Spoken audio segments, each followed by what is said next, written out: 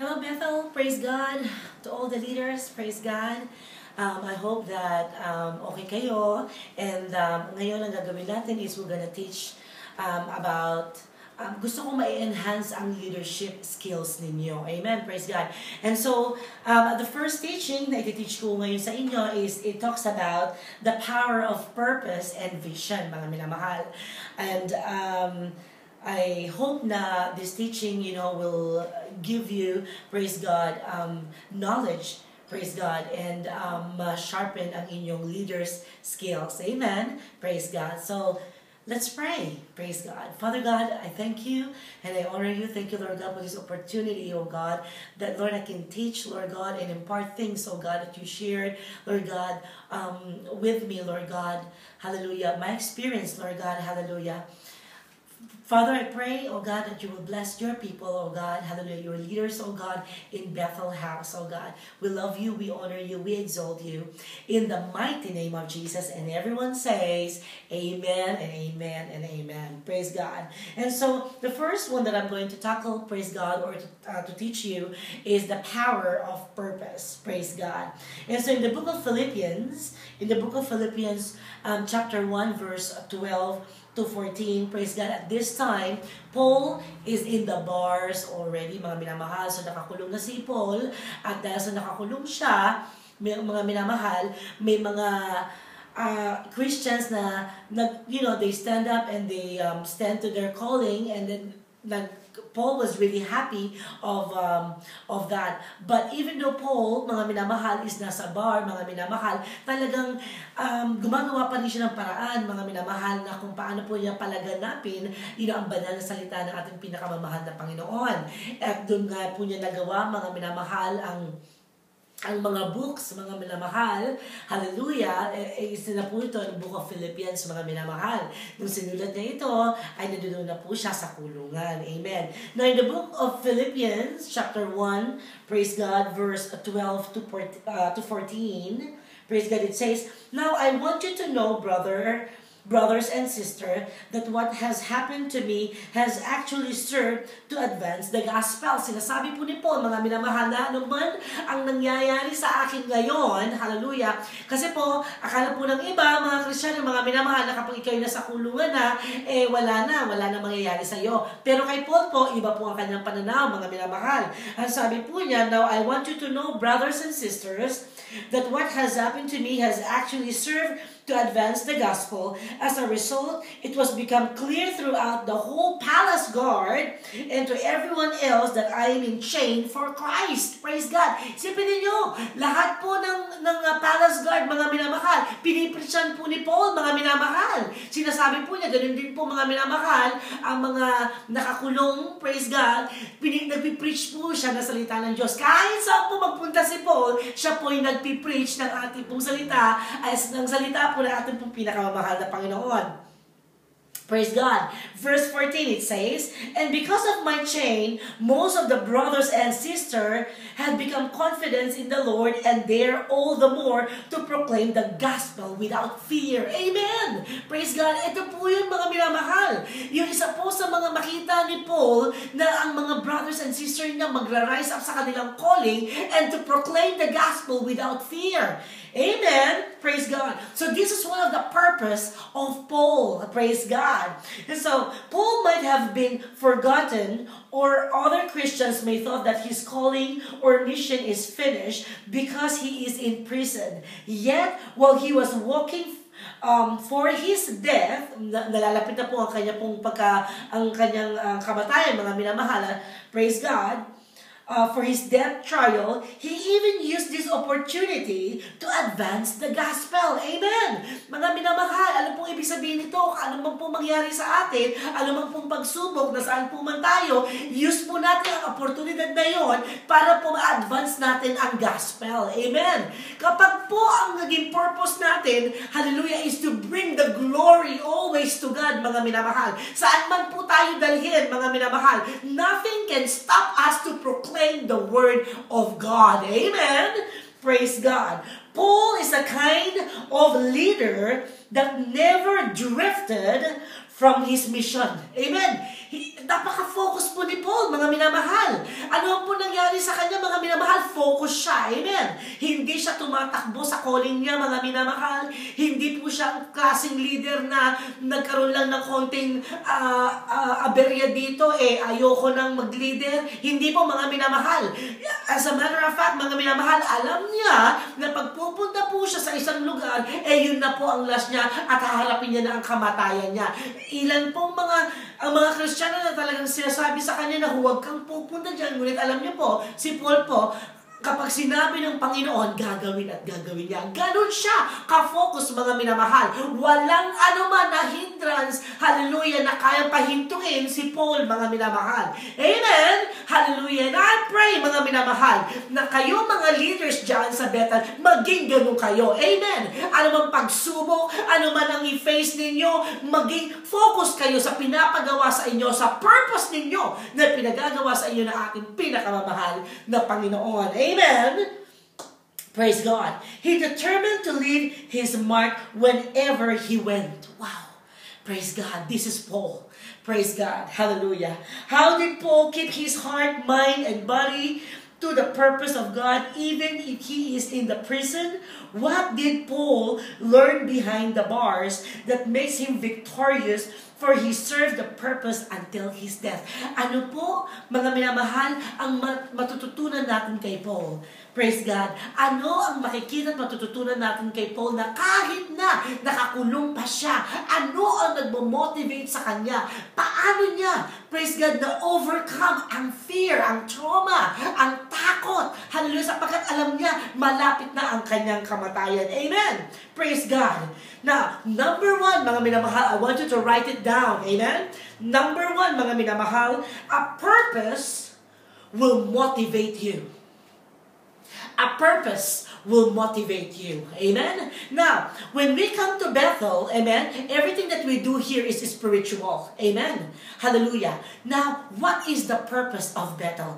The purpose of Bethel is to save soul. Amen? Save soul, disciple them, proclaim the gospel. Again, what is the purpose of Bethel? Praise God. To save, to disciple, proclaim the gospel. Amen? Pinasimple na natin ito, mga minamahal. Amen? So when you have this purpose, mga minamahal, you put it in your heart. Amen? Praise God. The purpose already, praise God, engraved in your heart. Nothing can move you. Amen? Ano man pagsubok, ano man sakuna, ano man ang nakikita mo dyan, kapag ang purpose ng Bethel ay nasa puso mo. Amen? Ano man yan, ma-overcome mo yan. Amen? Mapagtatagumpayan mo yan. Amen? Sapagkat alam mo, ang ginagawa mo ay para sa Panginoon. Amen? At dahil sa Panginoon, yung pagpapalain ka ng Diyos, puprotektahan ka ng Diyos. Amen? Praise God. It's the same thing. Ganon ang nangyari kay Paul. Amen? So number one, a purpose will motivate you. Amen? Number two, praise God. A purpose will keep your priority straight. Ganon ka-focus si Paul. Kaya kahit ano pa, focus siya. Why? Dahil alam niya ang purpose niya. Alam niya kung bakit siya tinawag ng Panginoon. Alam niya, praise God, na ang buhay niya sa Panginoon lamang. Alam niya, sasaya lamang siya sa Panginoon. Amen? Praise God. Number two, a purpose will keep your priority straight. Amen. Number three, a purpose will develop your potentials. Amen. A purpose will develop your potentials. Amen. Dati, isipin mo, 2 years ago, praise God, alam mo ba kung paano kumanta? Alam mo ba kung paano mag-preach? Alam mo ba kung paano ka mag-pray? Amen. Alam mo ba kung paano humarap sa tao? Alam mo ba kung ano sasabihin mo para sa mahal ng Panginoon? 2 years ago, compare yourself 2 years ago and now. Amen. Hallelujah. Makikita mo dito how God develops you. How God bring you out from that darkness and now you are in this great place. Hallelujah. Well, you can say, hindi pa great because I believe na wala pa. Amen. Because the promise has not yet been fulfilled. Amen. Hallelujah. But God is developing you. Developing you. Developing you. And all you've got to do is just to stay there. Amen. Hallelujah. Do not move no matter what happened. Amen. Because I know God has something beautiful for each and every one of us. And He promised that. Amen. Hallelujah. That He has a plan for us. Amen. Praise God. Hallelujah. So that's number 3. Amen. A purpose will develop your potentials. Amen. Number 4. A purpose will give you power to live in the present. A purpose will give you power to live in the present. Amen! Hallelujah! Dati pagising mo sa umaga, ano nga ba purpose ko? Amen! Bakit nga ba ako nag-exist dito sa mundong to? Amen! Kaya nga nagawa ni Rick Warren ng purpose-driven life eh. Amen! To explain to the people that there is a purpose in your life why your ever existence in this earth. Amen. Hallelujah. But when you know your purpose, hallelujah, your purpose will give you power to live in the present. Amen. And kahit na ano pang mangyari, you're focused. Amen. Hallelujah. Why? Because of the purpose. Huwag niyong aalisin ang purpose sa buhay ninyo. Amen. In the spiritual, God wants you, hallelujah, praise God, to be successful. Maybe some of you will be a pastor. Maybe some of you will be a teacher. Maybe some of you will be a great help in the church. Whatever it is, praise God, do not lose that purpose. Amen. But whatever it is, every one of us, amen, we need to proclaim the gospel. Amen. But again, apart from that, God wants you to be successful as well. Dalawa yan, mga minamahal. Amen. Hallelujah. He wants you to be successful in the spiritual. Amen. And in your life, He wants you to be successful. Amen. Praise God. Do not lose that purpose. Amen. Praise God. Hallelujah. And last one, a purpose will help you evaluate your progress. Amen.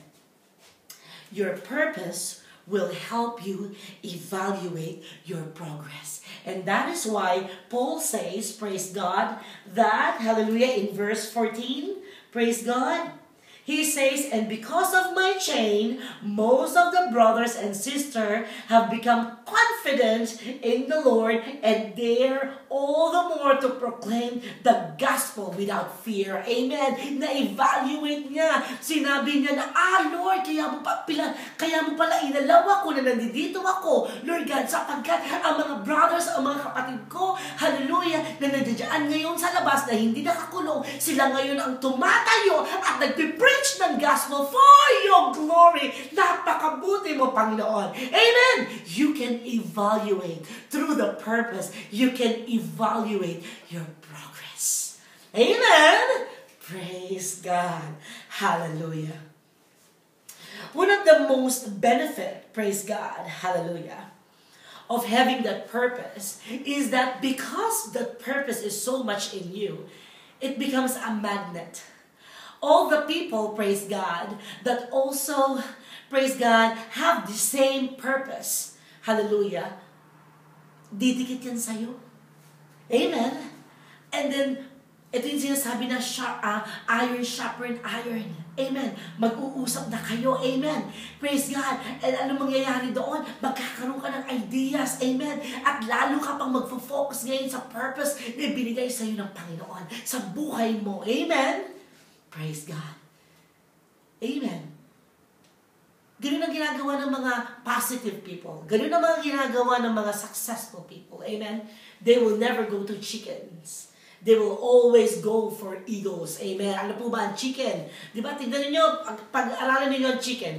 Ang chicken hindi yan tumitingala. Lagi lang yan nakababa. Amen. He never yan tumingala. Amen. Hindi po kayo chicken, mga minamahal, kayo po ay eagle. Kaya nga po, mga minamahal, sa Bible, lagi po tayo inano na eagles. Why? Kasi ang eagles po, mga minamahal, praise God, kapag siya lang po ang ibon, mga minamahal, na kapag merong storms, mga minamahal, hindi po takot ang eagle sa storms. Ang ginagawa niya po, mga minamahal, susuyurin po niya yung storms na yan, mga minamahal. Kaya si Hodang meron pa pong mga kidlat yan. Talagang pong susuyurin niya, mga minamahal. At alam niyo po ba, praise God, kapag siya po ay lilipad siya at talagang tagos-tagos po siya, mga minamahal. Lalampasan po niya ang storm, mga minamahal. Praise God, sapagkat alam po niya, after the storm, mga minamahal, on top of that, mga minamahal, talagang clear and shine, ano po yan, yung weather na yan, at doon po siya, mga minamahal. Hindi po takot ang eagles sa anumang storms, mga minamahal. At dyan po tayo hinalimbawa ng ating pinakamamahal na Panginoon. Amen? Ang gusto ng mahal na Panginoon sa ating mga minamahal, we can be and rise like an eagle. Amen? Na anumang pong mangyari, mga minamahal, hallelujah, we will be like eagles, mga minamahal. Amen? They are strong, they are smart, mga minamahal. Hallelujah, praise God. At anumang pong storms, hindi po sila mga minamahal nag-give up. Amen? But they will fly through the storm. Amen? Hallelujah. Hindi po sila natatakot. Amen? Praise God. When you know your purpose in life, amen, hindi ka matatakot. Walang anumang sandata. Amen? Praise God, walang anumang hindrance, hallelujah, praise God, na mag-i-stop sa'yo sapagkat alam mo ang pagkatawag mo. Amen! Praise God, hallelujah. So people of God, hallelujah, that's the first part, hallelujah, of my teaching, hallelujah, of the purpose. Praise God, hallelujah. God bless you, but our Lord Jesus Christ loves you more. Amen and amen. And the second part will be the vision, mga minamahal, so just stay tuned. God bless you. Praise God.